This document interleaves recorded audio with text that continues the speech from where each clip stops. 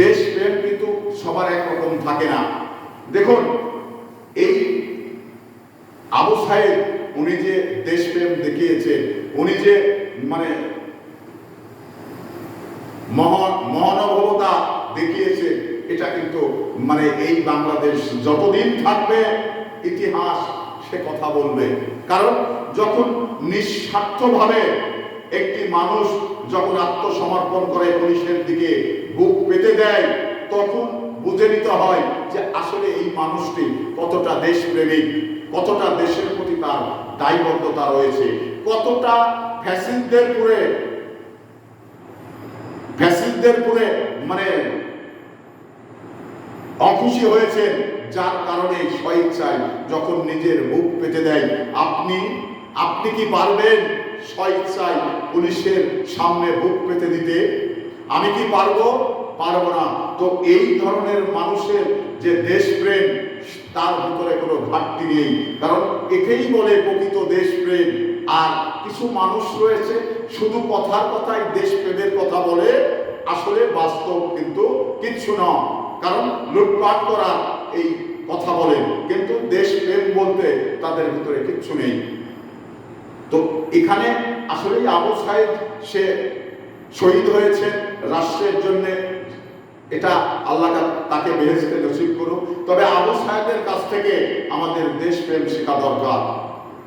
উনি যেটা দেখিয়ে গেছেন, আমরা যারা দেশপ্রেমিক তারা আমাদের যদি কোনো জায়গায় ঘাটতি থাকে, অন্তত তার এই শহীদের মধ্য দিয়ে আমাদের অর্জন করা উচিত আমি মনে করি। তো এই ধরনের দেশপ্রেম যদি প্রত্যেকটি মানুষের ভিতরে থাকে, তাহলে কিন্তু আজকে এই বাংলাদেশ মানে লুটপাট হতো না, আজকে এই বাংলাদেশের নির্বাচন লাগতো না, আজকে এই বাংলাদেশের মানে সৌদির মতো রাষ্ট্র হিসাবে আমরা মানে পরিচালনা করতে পারতাম। কিন্তু আমাদের দুর্ভাগ্য, শুধু দেশপ্রেমের নামে যে লুটপাট করে, খুন খারাপি করে, এটা কিন্তু এই বাংলাদেশে যথেষ্টই রয়েছে।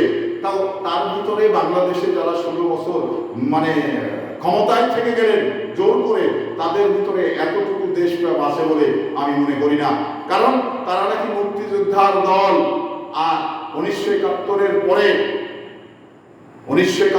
3 বছর ক্ষমতায় থাকায় যে মুক্তিযোদ্ধাদের যেভাবে রক্ষী বাহিনী দিয়ে এই মানে মেরেছে এবং মেরে ফেলেছে, সেই মানুষরা আবার মুক্তিযোদ্ধার রাজনৈতিক দল, মুক্তিযোদ্ধার পক্ষের রাজনৈতিক দল আওয়ামী লীগ এই কথা বলেন।